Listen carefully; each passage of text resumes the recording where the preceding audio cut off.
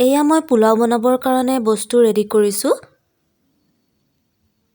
এয়া লৈছোঁ পিঁয়াজ আৰু জলকীয়া, গাজৰ অলপমান সৰুকৈ কাটি লৈছোঁ, পিঁয়াজৰ নলা লৈছোঁ, তেজপাত লৈছোঁ 2টা, এইফালে লৈছোঁ কাজু আৰু খিচমিচ, এইফালে লৈছোঁ লং, ইলাইচি আৰু ডালচেনি। এই সকলো বস্তু মই পোলাও বনাওঁতে ব্যৱহাৰ কৰিম। কেনেকৈনো পোলাওটো বনাওঁ আপোনালোকে ভিডিঅ'টো চাই থাককচোন। প্ৰথমতে কেৰাহীটো অলপমান গৰম হ'বলৈ দিম। তাৰ পাছত দিছোঁ মই ৰিফাইন অকণমান আৰু 2 চামুচ ঘিউ দি দিছোঁ। এইখিনি ভালদৰে গলিবলৈ দিম আৰু এয়া মই জহা চাউল তিয়াই ৰাখিছিলোঁ 1 ঘণ্টা আগতে।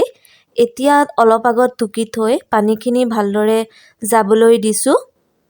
তাৰ পাছত মই ইয়াত দিছোঁ 2টা তেজপাত আৰু লং ইলাইচিখিনি দি দিছোঁ।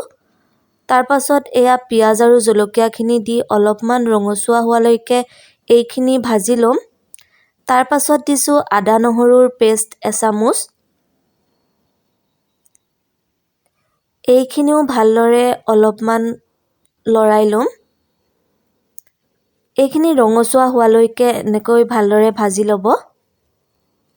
তাৰ পাছত কাটি থোৱা এয়া গাজৰ আৰু পিঁয়াজৰ নলাখিনি ভালদৰে দি এইখিনি অলপমান লৰাই ল'ম। অলপমান সিজিবলৈ দি দিছোঁ, বেছিকৈ সিজিবলৈ নিদিব। তাৰ পাছত ইয়াত মই কাজু আৰু খিচমিচখিনি দি দিছোঁ। এইখিনিও ভালদৰে ভাজি ল'ম। এয়া আমাৰ ইতিমধ্যে ভাজি হৈ গৈছে। এতিয়া চাউলখিনি দি দিছোঁ অলপ অলপকৈ। এইখিনি ভালদৰে এটা নোহোৱালৈকে ভাজি ল'ব। চাউলখিনি যিমানেই ভাজিব পোলাওটো খাবলৈ সিমানেই ভাল হ'ব।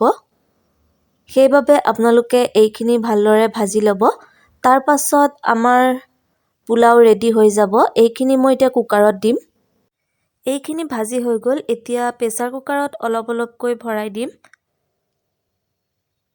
আৰু ইয়াত পানী মই জোখমতে দি দিছোঁ। আপোনালোকে নিজৰ জোখ অনুসৰি দিব। বেছিকৈ নিদিব কাৰণ পোলাওটোত পানী বেছি হ'লে ভাল নালাগিব। অলপমান টান হৈ থাকিলেই ভাল লাগে পোলাওটো খাবলৈ।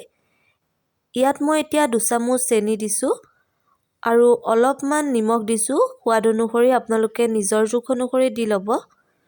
এইখিনি এতিয়া প্ৰেছাৰৰ খপ মাৰি আমি জুইত বহাই দিম। এটা হুইচেল অহালৈকে এইখিনি ৰাখি দিব আৰু আমাৰ পোলাও ৰেডি হৈ গ'ল। এয়া আমাৰ পোলাও ৰেডি হৈ গ'ল। যদি ভিডিঅ'টো ভাল পালে তেনেহ'লে লাইক, কমেণ্ট, শ্বেয়াৰ কৰি দিব প্লিজ।